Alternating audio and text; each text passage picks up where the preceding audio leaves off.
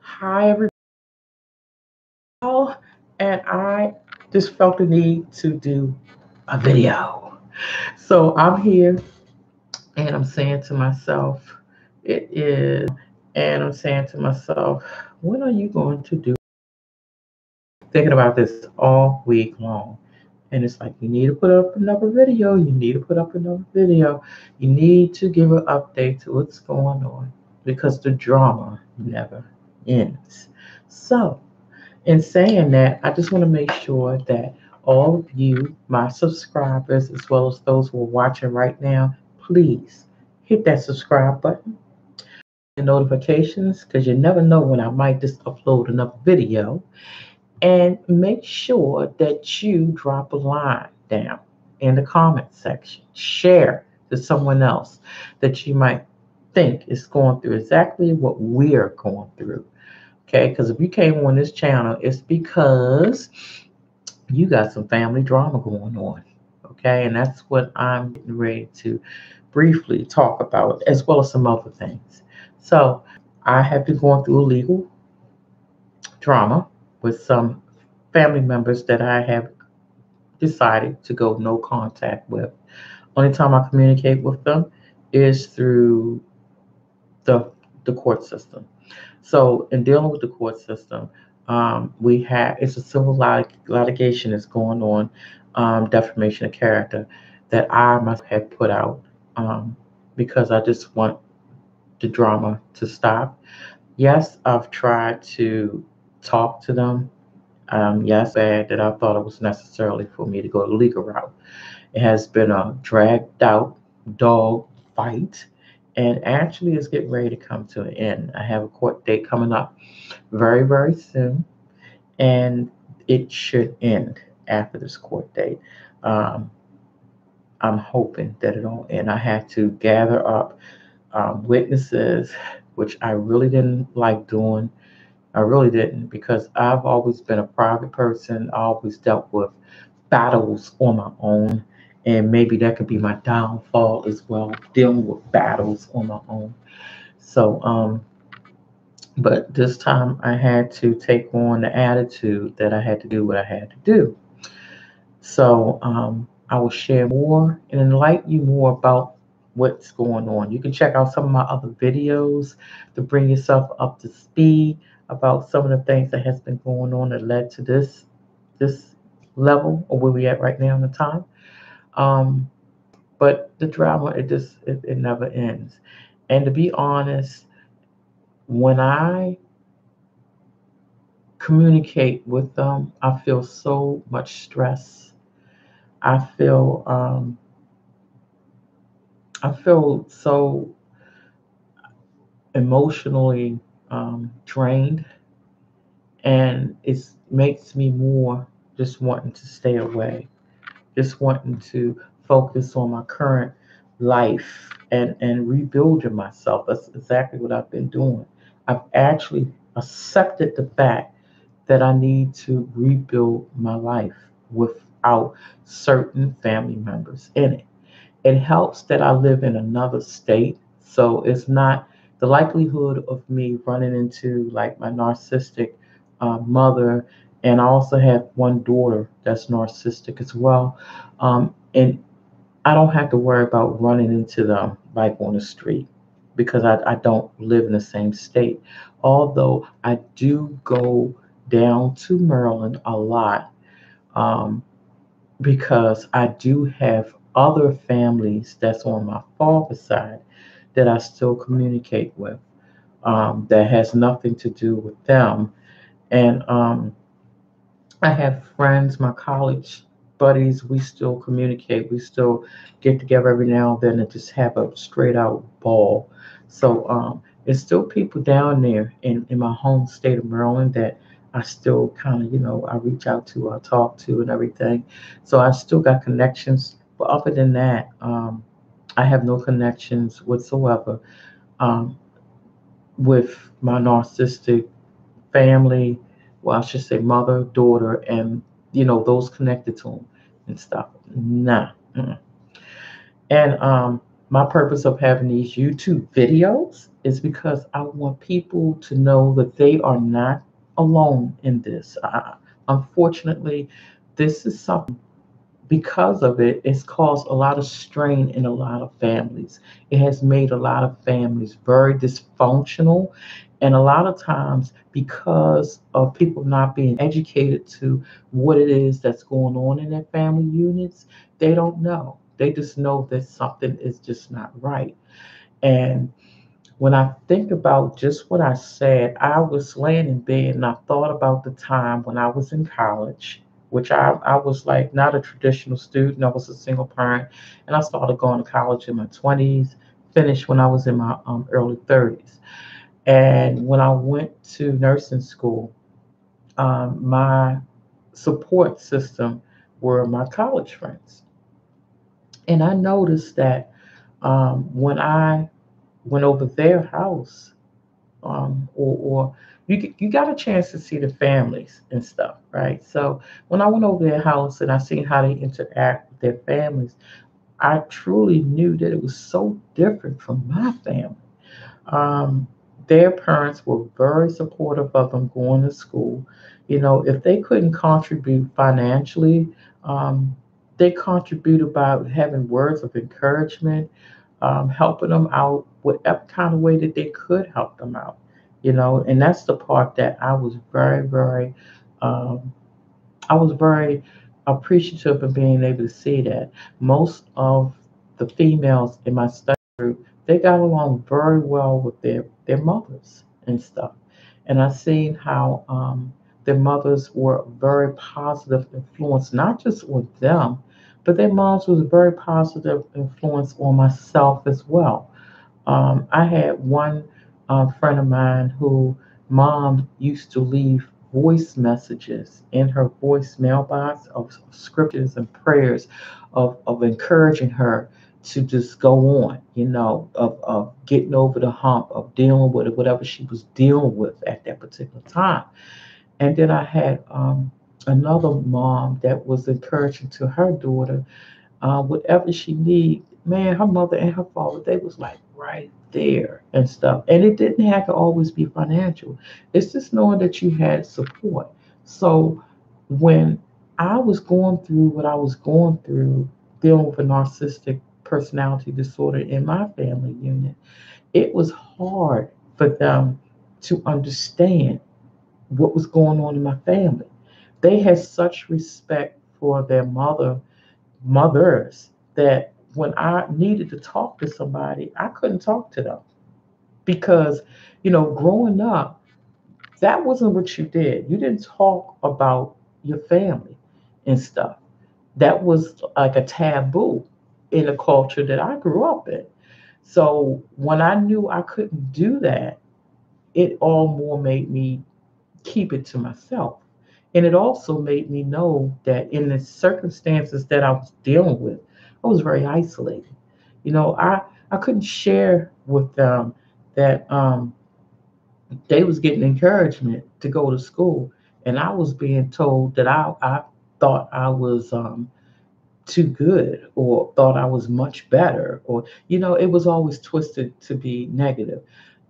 When I was going to school, you know, I had my two daughters and I was trying to make it. I had some student loans I lived off of, and I worked a little bit because I had to go to school full time during that period. I always worked, but I couldn't put the full time hours in. So I budgeted my money, and um,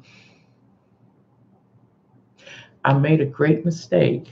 And my narcissistic parent had manipulated me. When I look back at it, I thought it was encouraging, but it was actually manipulating. They manipulated me to come and live with them in their apartment, and that all I had to do was worry about like the food, and I think I had to pay one bill or something like that to help me out. Well, that was furthest from the truth. By the time I moved in, not only was I paying for the food, started having to pay for other bills as well. Then they moved some of my siblings in that didn't have a job. they were having problems holding down the job themselves at that time. They was on the end of their employment that they had for a long time. But it was a good lesson to learn, because I realized that what I was doing there, and I had to quickly get out of that situation, I could have done on my own and been in peace. So yes, eventually I wind up leaving, and it wasn't being leaving on good terms because the type of abuse that I was going through. I was being bashed for going to church. I was being bashed, like I stated, for going to school.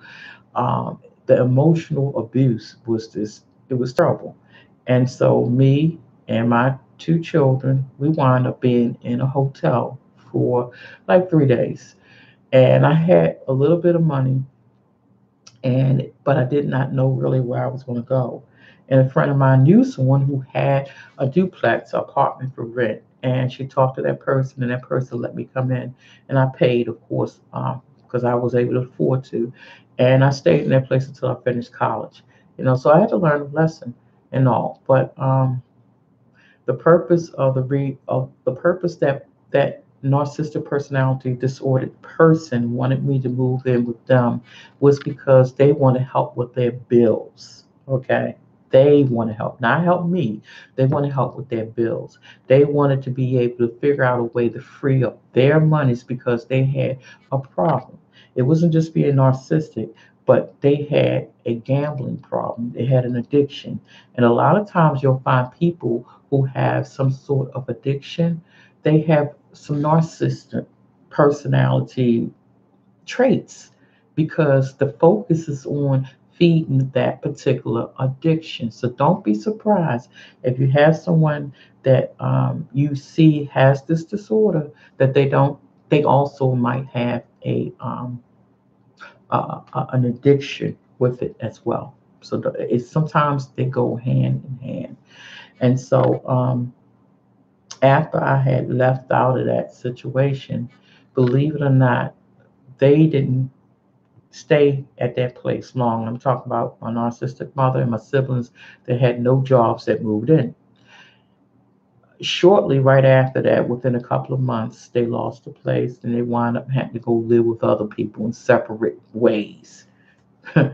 So that's what happened. I was holding down the fort for the time that I was there because I had kids, but I had to hurry up and get out of that situation because it wasn't what they had um, tried to state it was going to be. They had an agenda, and although they had an agenda, it is what it is. It fell apart. I moved out, and they couldn't sustain the place. I wound up graduating from college, and I wound up doing well. Life is what it is. Not saying that after I got my degree, I had no more life problems. That would be a total lie because life still goes on. I had issues just like the next person. However, what I love is the fact that I got a strong faith in God, and the prayers that I put up, He definitely heard, and He definitely sustained me through it all. Through it all. So, like I said, it's always some drama, and I was sitting back, and it's in the wee mornings, and I said, I need to get on this thing, and I need to let some people know that there is a better life out there. I have to say, um, since the no contact, I feel like my emotional health has been so much better, so much better.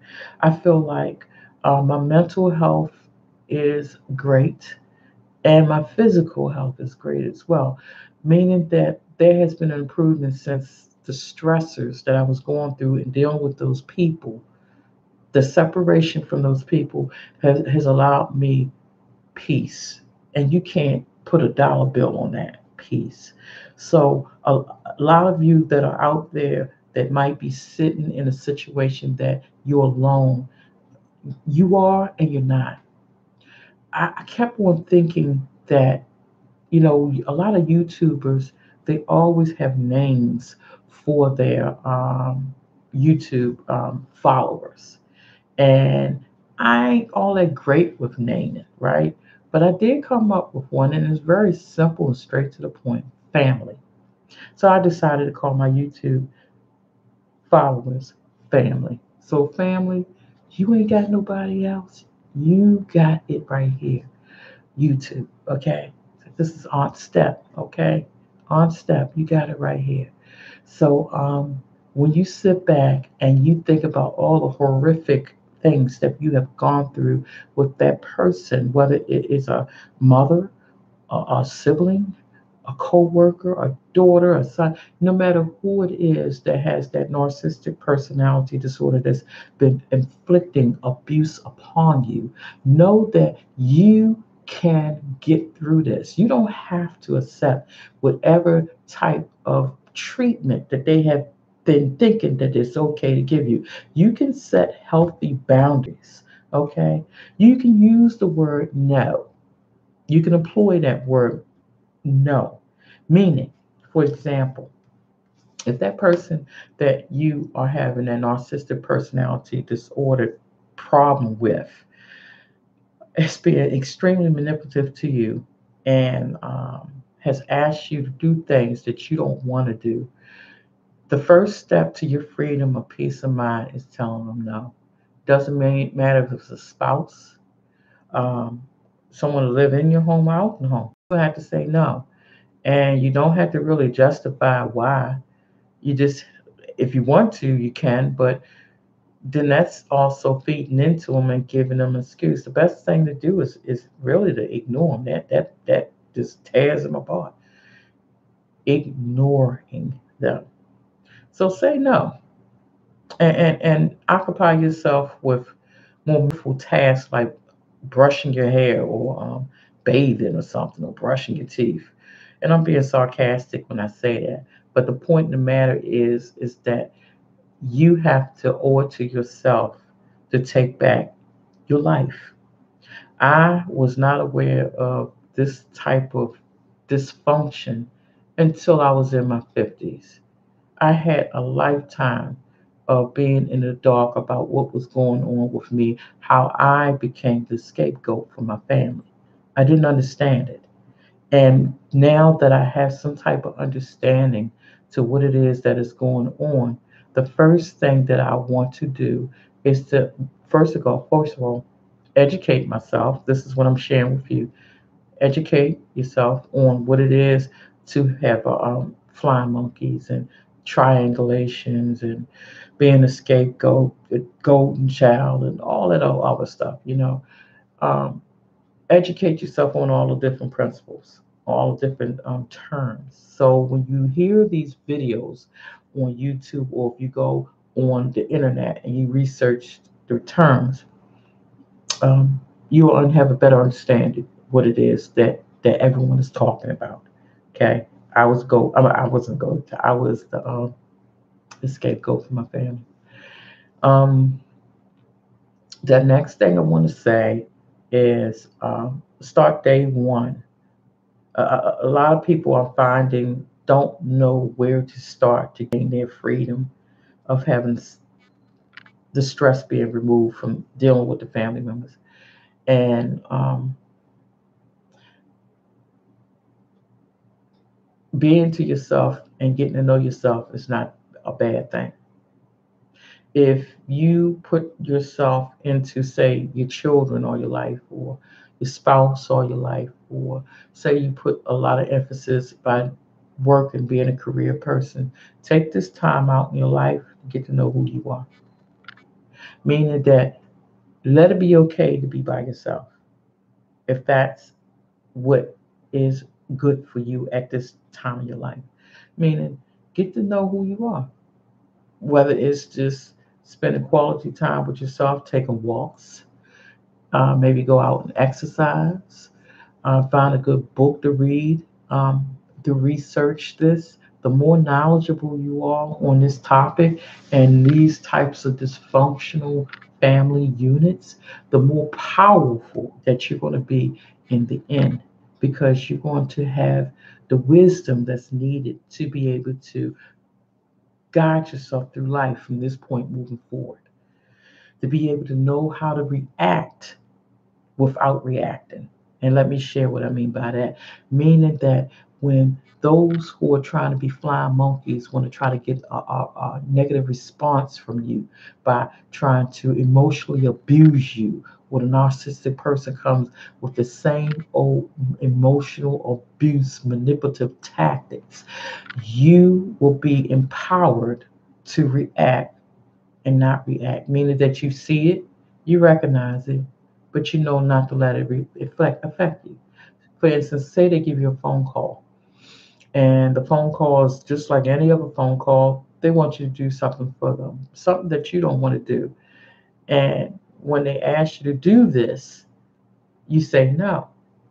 And then the next step is what you normally hear. Now here come the manipulation. Now here come the name calling. Now here come the emotional abuse. You know, the first thing you need to do in a situation like that is not to react by reacting. The way you're going to do that is you're going to say, look, I got something else to do. I'll talk to you later. Bye. That'll blow them away because the things that they have been always doing that worked on you didn't work. That's how you react to react. You know, it's not you falling into that same trap. Okay.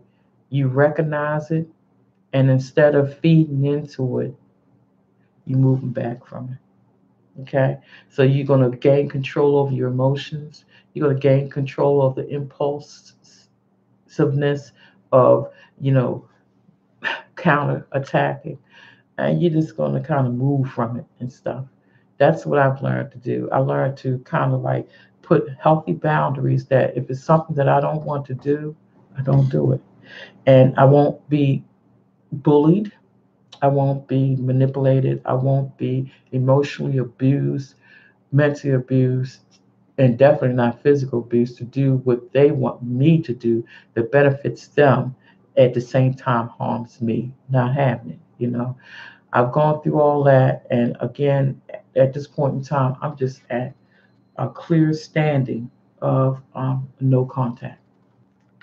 No contact. That's been my um, stance because I tried everything else. Okay. So, one of the good things about understanding what you're going through, it also allows you to breathe. It also allows you to not be abused. That's really, simplistic with that, not being abused. Um, it's always good not to be in isolation. Now, I'm changing my gears here. I'm not talking to the people who have just thrown themselves into everything and everybody except themselves. I'm not talking to that group.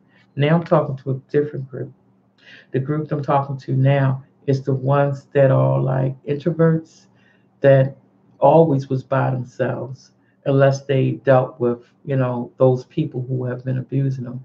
And instead of getting out there and making life for themselves, they want to be reclusive. That's who I'm talking to now. You want to have to, and this is just a recommendation, get out there and enjoy life. You're going to have to take one step at a time and start to socialize. And it might be online socialize. That is the best thing for introverts. Online socialize. They have a lot of Facebook groups. They have a whole lot of YouTube communities. They have forums that's online. If you're not the type of person that likes to go out in public, but you want to connect with another human being, you can by just going online and going to Facebook. There's one Facebook group that's called, I think it's called Narcissism Recovery, the Path to Healing. No, narcissistic abuse, the path to healing and going on to with life, something like that. I'll get it, but I'll have it down in the description. But that's one good group to join and stuff, and it's others out there, But just get connected with people. That's very important, very important. And take it one day at a time, one step at a time. And for those of you who are now, I'm talking to another set of group now, and I'm talking to the group who has no problems socializing. You love socializing. You're a people person. Use that. Use that to your best of your advantage. Create your world. Create your world. This is the time you can create your world. And what you have to do is you're going to have to not be anywhere connected to that narcissistic, dysfunctional family and those who are connected to them. You're going to have to separate them and find a new group of people. And that's unfortunate, but it is what it is. You're going to have to separate yourself from them. And you're going to find some new group of people to create the new you by being yourself, okay? But creating the new you. Um, because what happens is if you try to stay in connection to those people who have been doing a lot of smear campaigns, they're only going to do it to the next set of people. They're only going to do it to humiliate you, to keep you down. They actually believe that no one can possibly like you. They would actually want you to believe that no one can possibly like you. And the moment that they find that you have friends, associates, no matter how y'all connected, they're going to want to try to um, spread that vicious, corrosive behavior onto them. Okay? So the best thing you can do is keep that separate because it does spread like a disease. And unfortunately, we live in a world that has a lot to do with loving a bunch of negativity and a world that will run to hear something negative and believe it. And when it's positive, it's less celebrated. I'm not saying it's not celebrated, I'm saying it's less celebrated. So you have to keep that in mind. So I'm saying that because I myself, I'm a people person. And I love going out. I love dealing with people. I love communicating. I love talking. And I was once, not once, over the years, was always said, oh, those people don't like you. Wait till they get to know you. Okay. As if people, when they get to know me, they're not going to like me. Well, I've known people for several years, and they still like me. Okay. So another thing is those people don't make or break you unless you let them. You know, um, keep them away from you. Keep them away from your children too.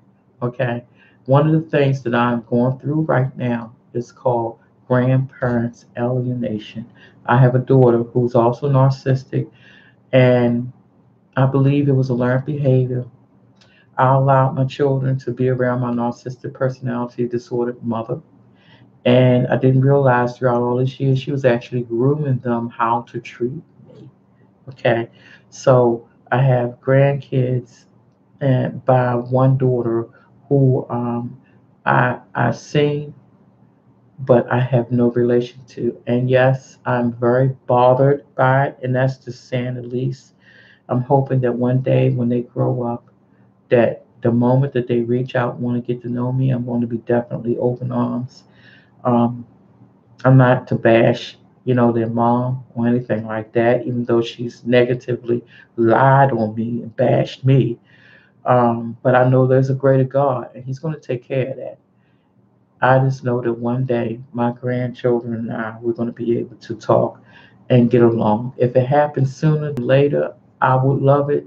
But if it takes to when they get grown and they can make decisions on their own, I would love that as well. Because, see, this is one thing. Uh, leopard does not change its spots. Okay? So if they're truly narcissistic, most likely somebody is going to be the scapegoat. They need an scapegoat to survive. Okay? Now, I left that family unit. I don't know who is taking my place, but somebody is. Okay? And it's the same thing when it comes down to the next generation talking back about my grandchildren. Somebody's going to be the scapegoat because that's the way that unit, that's the functional family unit works. They got the golden child, they got the scapegoat, you know, and others. So I'm here, and I would love to be able to get to know my grandkids now, but unfortunately, it's not like that. I try hard not to dwell on it. I just think about them. I pray for them, and I pray for the situation. But I know it's time that I have to move on in life, and for the time I got left, I'm in a stage of looking back at my life, and certain things I just can't change, but certain things I can definitely embrace, and that's life itself from this point moving forward. Okay, so family, again, like, subscribe, and leave a comment. Are you dealing? Who in your life is the narcissistic personality disorder person? And are they alienating you from any of your loved ones, whether it's grandchildren, nieces, nephews, or other family members? I would love to hear it. And others who come to this channel would love to read your stories too. So please leave it down there.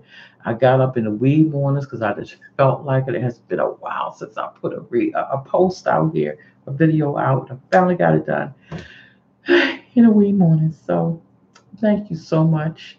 Can't wait to speak to you again. God bless you all and stay strong, family. On Step Family is what you are. God bless you.